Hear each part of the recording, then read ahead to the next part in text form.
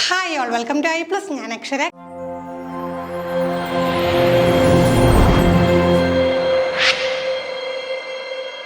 Category 3 ഇംഗ്ലീഷിൻ്റെ question പേപ്പറാണ് നമ്മൾ discuss ചെയ്തുകൊണ്ടിരുന്നത്. നമ്മൾ ഓൾറെഡി കണ്ടന്റ്, കൺസെപ്റ്റ് ആൻഡ് ഐഡിയാസിലെ മൊത്തം ക്വസ്റ്റ്യൻസും ഡിസ്കസ് ചെയ്തു. ഇനി നമുക്ക് പെഡഗോജി ആണുള്ളത്. അപ്പം മുമ്പേ പറഞ്ഞിട്ടുള്ളത് പെഡഗോജി 30 മാർക്കാണ്. നമ്മൾ ശ്രദ്ധിച്ച് പഠിച്ചു കഴിഞ്ഞാൽ കണ്ടന്റ്, കൺസെപ്റ്റ്, ഐഡിയാസ് പോലെ വളരെ വിശാലമായിട്ട് ചോദ്യം ചോദിക്കാനായിട്ടുള്ള ഒരു മേഖലയല്ല. ലിമിറ്റഡ് ആയിട്ടുള്ള കാര്യങ്ങളെ നമുക്ക് പഠിക്കാനുള്ള, അതിൽ നിന്ന് തന്നെ ചോദ്യങ്ങൾ ചോദിക്കുകയും ചെയ്യും. ഇത്തവണ അങ്ങനെ തന്നെയാണ്. ആ ലിമിറ്റഡ് ആയിട്ടുള്ള കാര്യങ്ങളിൽ നിന്ന് തന്നെ ചോദ്യങ്ങൾ ചോദിച്ചു. റിപ്പീറ്റ് ചെയ്തുള്ള കൺസെപ്റ്റുകൾ തന്നെ ഇത്തവണയും നമുക്ക് കാണാൻ കഴിഞ്ഞു. അപ്പോൾ നമുക്ക് ക്വസ്റ്റ്യൻസിലേക്ക് കടക്കാം. Which among the following is not a sub-skill of writing? കൂടുതൽ റൈറ്റിങ്ങിൻ്റെ സബ് സ്കിൽ അല്ലാത്തത് ഏതാണ്? Presenting ideas clearly, summarizing the ideas and events, using punctuations correctly, articulating words properly. LSRW സ്കില്ലുകളെ കുറിച്ചും അവരുടെ സബ് സ്കില്ലുകളെ കുറിച്ചും ഒക്കെ നമ്മൾ ഡീറ്റെയിൽ ആയിട്ട് പഠിച്ചു കാണാം. ഈ കൂട്ടത്തിൽ റൈറ്റിങ്ങിൻ്റെ ഫീച്ചർ അല്ലാത്ത ഏതാണ്? റൈറ്റിങ്ങിൽ നമ്മൾ വേർഡ്സ് ആർട്ടിക്കുലേറ്റ് ചെയ്യേണ്ട കാര്യമുണ്ടോ? ഇല്ല. ആർട്ടിക്കുലേറ്റ് വേർഡ്സ് പ്രോപ്പർലി സ്പീക്കിംഗ് സ്കില്ലുമായിട്ട് ബന്ധപ്പെട്ടാണ്. ബാക്കി 3 കാര്യങ്ങൾ നമുക്ക് റൈറ്റിംഗ് സ്കില്ലുമായിട്ട് കണക്ട് ചെയ്യാം. Set of words that a person can use accurately and confidently in their speech and writing is referred to as. ഒരു വ്യക്തിയുടെ സ്പീച്ചിലും റൈറ്റിങ്ങിലും ആക്റ്റീവായിട്ട് ഉപയോഗിക്കുന്ന, അക്യുറേറ്റ് ആയിട്ടും കോൺഫിഡൻ്റ് ആയിട്ട് ഉപയോഗിക്കുന്ന വാക്കുകൾക്ക് പറയുന്ന പേരെന്താണ്? പ്രീവിയസ് ക്വസ്റ്റ്യൻ തന്നെയാണ്. Passive vocabulary, active vocabulary, recognition vocabulary, ad hoc vocabulary.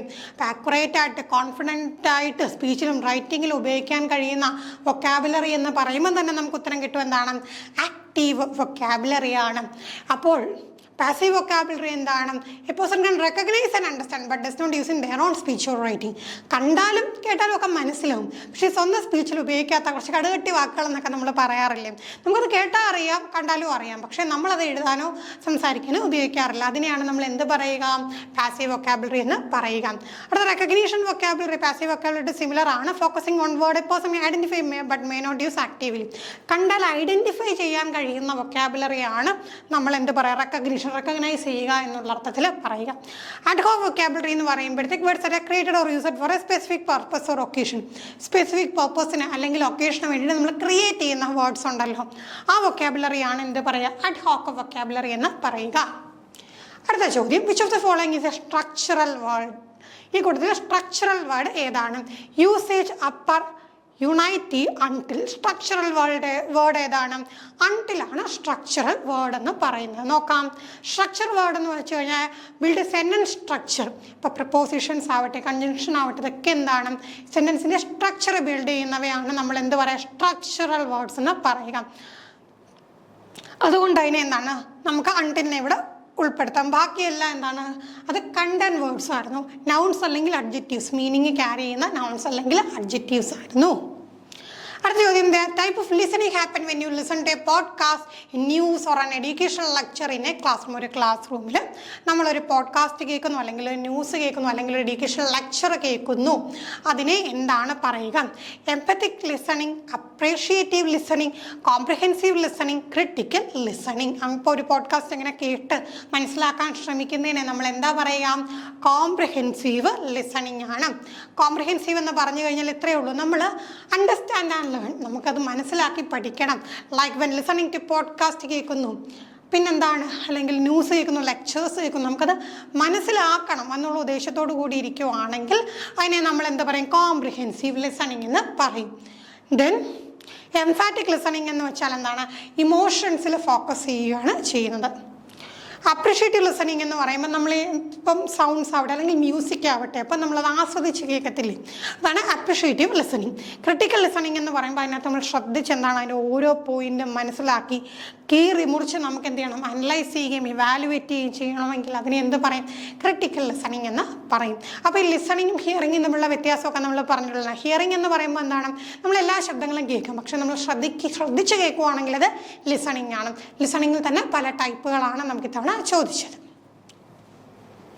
അടുത്ത ചോദ്യം, a dancer who handles ballet classes choreography dance for a recital under which area of psychomotor skill it comes. അപ്പം നമുക്ക് പക്ക ഇംഗ്ലീഷ് പെഡഗോജി എന്നുള്ള ചോദ്യം എന്ന് പറയാൻ പറ്റില്ല. സൈക്കോളജിയും പെഡഗോജിയും ഒക്കെ ആയിട്ട് എല്ലാം കൂടെ ഉൾപ്പെടുന്ന ഒരു ജനറൽ ചോദ്യമാണ്.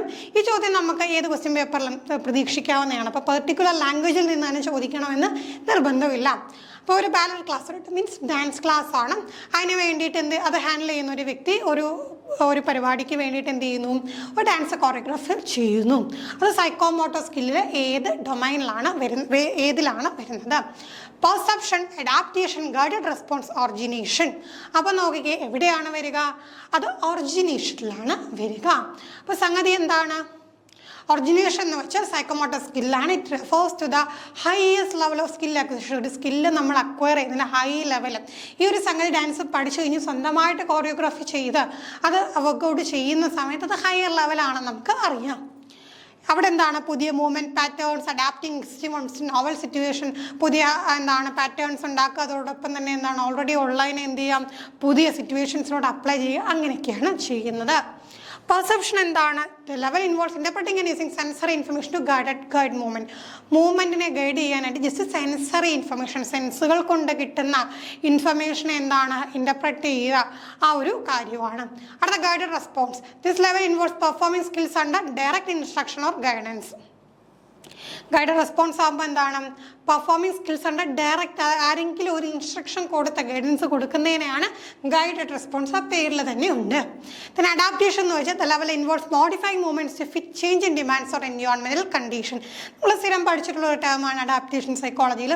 അതേ കാര്യം തന്നെ ഈ ഒരു കോണ്ടെക്സ്റ്റിൽ വരുന്നു. എന്ത് ചെയ്യുന്നു?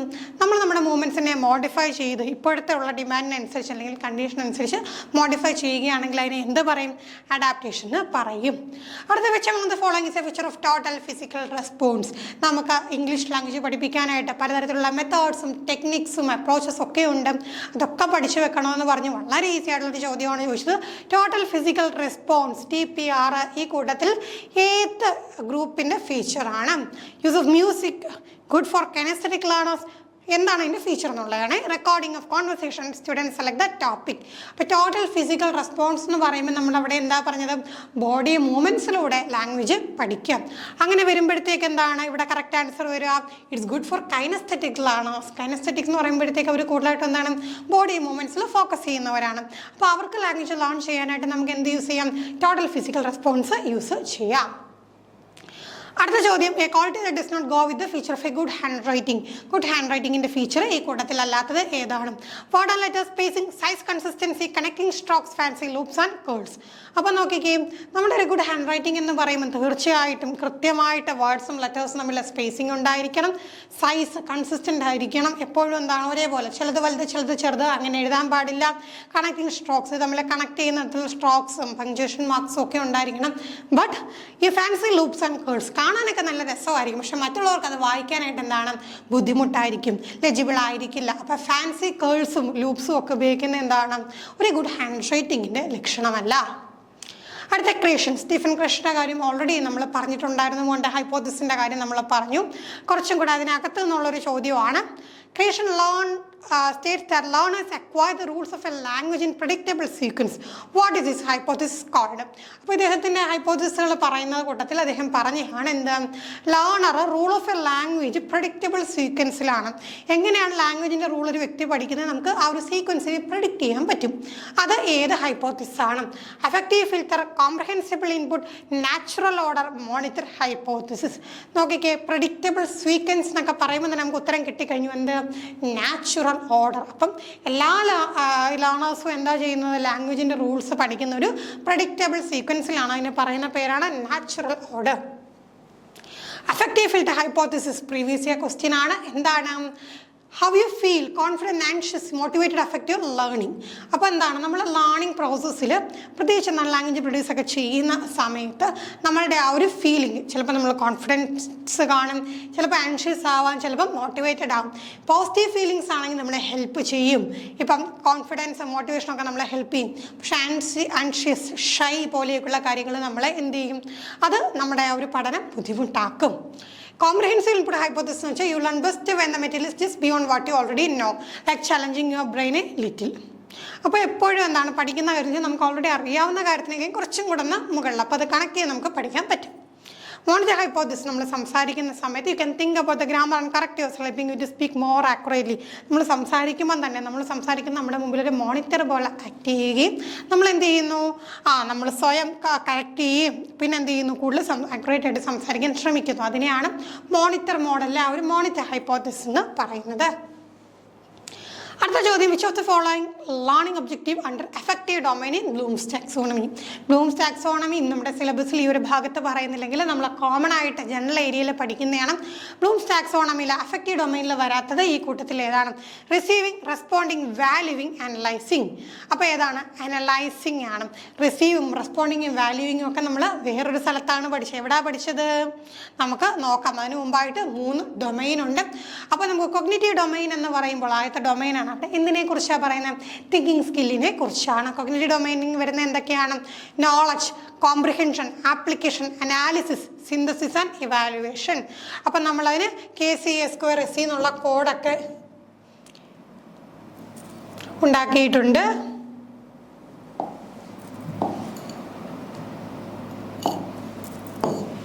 KCA2SE എന്നുള്ള കോഡൊക്കെ വെച്ച് നമ്മൾ പഠിച്ചതാണ് കേട്ടോ.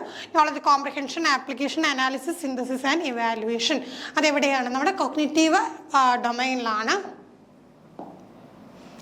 അടുത്തത് അഫക്റ്റീവ് ഡൊമൈൻ. അവിടെ ഇമോഷൻസ് ആൻഡ് വാല്യൂയിങ് ആണ്. അവിടെ നമ്മൾ R2VOC എന്നുള്ള കോഡ് ഉണ്ടാക്കി. നമ്മൾ നേരത്തെ കണ്ട റിസീവിങ്ങും റെസ്പോണ്ടിങ്ങും വാല്യൂവിങ്ങും എവിടെ വരുന്നു? അഫക്റ്റീവ് ഡൊമൈനിലാണ് വരുന്നത്. റിസീവിങ്ങും റെസ്പോണ്ടിങ്ങും വാല്യൂവിങ്ങും നമ്മുടെ ഓപ്ഷൻസ് ആയിരുന്നു. പിന്നെ അതുകൂടാതെ ഓർഗനൈസിങ്, ക്യാരക്ടറൈസിങ്ങും ഒക്കെ എന്താണ്? അഫക്റ്റീവ് ഡൊമൈൻ ആണ്. പിന്നെ സൈക്കോമോട്ടർ ഡൊമൈനിൽ നമുക്ക് കുറച്ച് കൺസെപ്റ്റ്സ് ഒക്കെ വരുന്നുണ്ട്. Perception, set, guided response, mechanism, complex response, adaptation, origination വരെയൊക്കെയാണ് നമ്മൾ പറയുന്നത്. ഇനി അടുത്ത ചോദ്യം, read between the lines refers. എപ്പോഴും കേൾക്കാറുള്ളതാണ്. വരികൾക്കിടയിലൂടെ വായിക്കുക. To understand the literal meaning of the text, to look for or discover a meaning that is implied rather than explicitly stated, to read the text connecting it to other texts or those contexts and ideas, to read the text in depth in order to assess the content. അപ്പം നോക്കി, വരികൾക്കിടയിലൂടെ വായിക്കുക എന്ന് പറഞ്ഞു കഴിഞ്ഞാൽ എന്താണ്? to look for or discover a meaning that is implied rather than explicitly stated. Direct പറഞ്ഞിട്ടില്ല എന്നിരുന്നാൽ പോലും അവിടെ ഇംപ്ലൈ ചെയ്യുന്ന, അവിടെ ഉദ്ദേശിക്കുന്ന മീനിങ് കണ്ടെത്തുക. അതിനെയാണ് റീഡ് ബിറ്റ്വീൻ ദ ലൈൻസ് എന്ന് പറയുക. അടുത്ത, which is not a feature of constructivism. നമുക്ക് ജനറൽ ആയിട്ടുള്ള ചോദ്യം തന്നെയാണ്. പിന്നെ അതുകൂടെ നമ്മൾ ബിഹേവിയറിസം, കൺസ്ട്രക്റ്റീവിസം, കോഗ്നിറ്റീവിസം ഒക്കെ നമ്മുടെ ലാംഗ്വേജുമായിട്ട് കണക്ട് ചെയ്യുള്ള ചോദ്യങ്ങളും വരാറുണ്ട്. അത്തരത്തിലൊരു ചോദ്യമാണ്. കൺസ്ട്രക്റ്റീവിസത്തിന് ഫീച്ചർ അല്ലാത്തത് ഏതാണ്? High order thinking, holistic view of learning, എൻവയോൺമെന്റൽ സ്റ്റിമുലൈ, സോഷ്യൽ ഇന്ററാക്ഷൻ. കൺസ്ട്രക്റ്റീവിസത്തിന്റെ ഫീച്ചർ അല്ലാത്ത ഏതാണ്? കൺസ്ട്രക്റ്റീവിസം എന്ന് പറയുമ്പോഴത്തേക്ക് നമുക്കറിയാം ജ്ഞാന നിർമ്മിതിയാണ്, നോളജ് കൺസ്ട്രക്ഷൻ ആണ്. അപ്പോൾ അതിൻ്റെ ഭാഗമല്ലാത്തത് എന്താണ്? എൻവയോൺമെന്റൽ സ്റ്റിമുലി ആണ്. എൻവയോൺമെന്റൽ സ്റ്റിമുലിക്ക് അനുസരിച്ച് റെസ്പോൺസ് ഉണ്ടാവുന്നെങ്കിൽ അത് കൺസ്ട്രക്റ്റീവിസം അല്ല. അത് എന്തിൻ്റെ ഭാഗമാണ്? അത് ബിഹേവിയറിസത്തിൻ്റെ ഭാഗമാണ്. അടുത്ത ചോദ്യം, functional speech disorder, FSD that affect a person's ability to pronounce z and z sound. z സൗണ്ടുകൾ പ്രൊഡ്യൂസ് ചെയ്യാനുള്ള ബുദ്ധിമുട്ട്. ആ പറയുന്ന ഫങ്ഷണൽ സ്പീച്ച് ഡിസോർഡർ ഏതാണ്? Lisping, stuttering, apraxia, cluttering. അപ്പോൾ ഈ 2 സൗണ്ടുകൾ കറക്റ്റായിട്ട് പ്രൊഡ്യൂസ് ചെയ്യാൻ പറ്റാത്ത ഫങ്ഷണൽ സ്പീച്ച് ഡിസോർഡർ ഏതാണ്? അത് ലിസ്പിംഗ് ആണ്. അപ്പോൾ അതങ്ങനെ തന്നെ പഠിച്ചേക്കുക. z സൗണ്ടുകൾ പ്രൊഡ്യൂസ് ചെയ്യാൻ പറ്റാത്ത എന്താണത്? ലിസ്പിംഗ് ആണ്. സ്റ്റട്ടറിങ് എന്ന് പറയുമ്പോൾ disruption in the fluency of speech. നമ്മുടെ ഒരു ഫ്ലുവൻസി ഡിസ്റപ്റ്റ് ചെയ്യുന്ന, നമ്മളിങ്ങനെ ഫ്ലുവൻ്റ് ആയിട്ട് സംസാരിക്കുന്നത് ഡിസ്റപ്റ്റ് ചെയ്യുന്നതാണ് എന്ത്? സ്ലട്ടറിങ്. അപ്രാക്സി എന്താണ്? Difficulty planning speech movements. Speech movements plan ചെയ്യാൻ ഡിഫിക്കൽട്ടി ഉണ്ടാകുന്നു. ക്ലട്ടറിങ് എന്ന് പറഞ്ഞാൽ റാപ്പിഡ് ആൻഡ് ഇറഗുലർ സ്പീച്ച്. റാപ്പിഡായിട്ട് ഇറഗുലറായിട്ട് സംസാരിക്കുകയാണെങ്കിൽ അതിനെ നമ്മൾ എന്താ പറയുക? ക്ലട്ടറിങ് എന്നാണ് പറയുക. അടുത്ത ചോദ്യം, which of the not a technique of teaching meaning of words. Meaning of words പഠിപ്പിക്കുന്ന ടെക്നിക്കുകളിൽ പെടാത്തത് ഈ കൂട്ടത്തിൽ ഏതാണ്?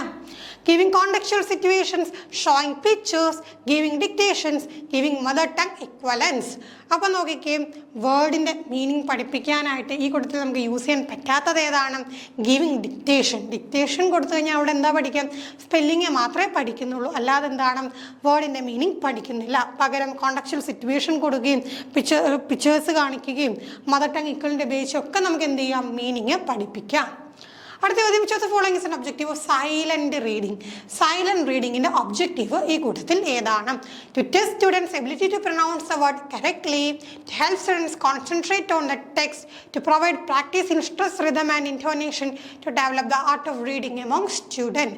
സൈലന്റ് റീഡിങ്ങിന്റെ ഒബ്ജക്റ്റീവ് ഈ കൂട്ടത്തിൽ ഏതാണ്? To help students concentrate on the text. അപ്പോൾ സൈലൻ്റ് ആയിട്ട് വായിക്കുമ്പോൾ അതിൽ ഓരോ കാര്യങ്ങളും എന്ത് ചെയ്യുന്നു? കോൺസെൻട്രേറ്റ് ചെയ്ത് വായിക്കുന്നു. അപ്പോൾ അതാണ് അവിടെ നമുക്ക് ഒബ്ജക്റ്റീവായിട്ട് വരുന്നത്. അടുത്ത ചോദ്യം, which among the following is true about humanistic approach? Humanistic അപ്രോച്ചുമായിട്ട് ട്രൂ ആയിട്ടുള്ള സ്റ്റേറ്റ്മെൻറ്റ് ഈ കൂട്ടത്തിൽ ഏതാണ്? It help students develop self regulation and independence and to take responsibility for their own learning. The learning happens through reinforcing desired response. It provides students with real-life situation to master the language and fluency is a top priority. The teacher use mother tongue to explain the new language. Humanistic approach എന്ന് പറയുമ്പോൾ തീർച്ചയായിട്ടും അവിടെ എന്തിനാണ് പ്രാധാന്യം? കുട്ടി സ്വയം regulate ചെയ്യുന്നു. അപ്പോൾ അവിടെ എന്താണ്? ഹ്യൂമാനിസ്റ്റിക് എന്ന് പറയുമ്പോൾ തന്നെ ഹ്യൂമൻ ബീയിങ്ങിനാണ് പ്രാധാന്യം. നമ്മുടെ കോണ്ടെക്സ്റ്റിൽ വന്നപ്പോൾ ആർക്കാണ്? ലേണറിനാണ് പ്രാധാന്യം. കുട്ടി സെൽഫ് റെഗുലേറ്റ് ചെയ്യുന്നു, ഇൻഡിപെൻഡൻസ് സീക്ക് ചെയ്യുന്നു, അതോടൊപ്പം തന്നെ എന്താണ്? സ്വന്തം ലാംഗ്വേജ് ലേണിങ്ങിൻ്റെ റെസ്പോൺസിബിലിറ്റി ഏറ്റെടുക്കുന്നു. അല്ലാതെ ഈ ഡിസൈഡ് റെസ്പോൺസ് ഒക്കെ റീഇൻഫോഴ്സ്മെൻറ്റിലൂടെ കൊണ്ടുവന്നത് ഹ്യൂമാനിസ്റ്റിക് അപ്രോച്ച് അല്ല. അതെന്താണ്? ബിഹേവിയറിസ്റ്റിക് അപ്രോച്ചാണ്. പിന്നെ ഈ പറഞ്ഞ ഫ്ലുവൻസി ടോപ്പ് പ്രയോറിറ്റി ആക്കുക എന്ന് പറയുന്നത് ഒരിക്കലും ഹ്യൂമാനിസ്റ്റിക് അപ്രോച്ചിൻ്റെ ഒരു ഫീച്ചറായിട്ട് വരില്ല. തന്നെ എന്താണ്? മദർ ടങ് ഉപയോഗിച്ച് ന്യൂ ലാംഗ്വേജ് എക്സ്പ്ലെയിൻ ചെയ്യുകയാണെങ്കിൽ അതൊക്കെ നമ്മൾ എന്താണ് ഈ ബൈലിംഗ്വൽ മെത്തേഡും ഒക്കെ നമ്മൾ മദർ ടങ് എങ്ങനെ ഉപയോഗിക്കണം എന്നൊക്കെയുള്ള കാര്യം മെത്തേഡുകളിൽ നമ്മൾ പറഞ്ഞിട്ടുള്ളതാണ്. അപ്പോൾ ഇത്രയും ചോദ്യങ്ങളാണ് ഈ ഒരു സെക്ഷനിലുള്ള. ബാക്കി ക്വസ്റ്റ്യൻസ് നമുക്ക് അടുത്ത സെക്ഷനിൽ ഡിസ്കസ് ചെയ്യാം. താങ്ക്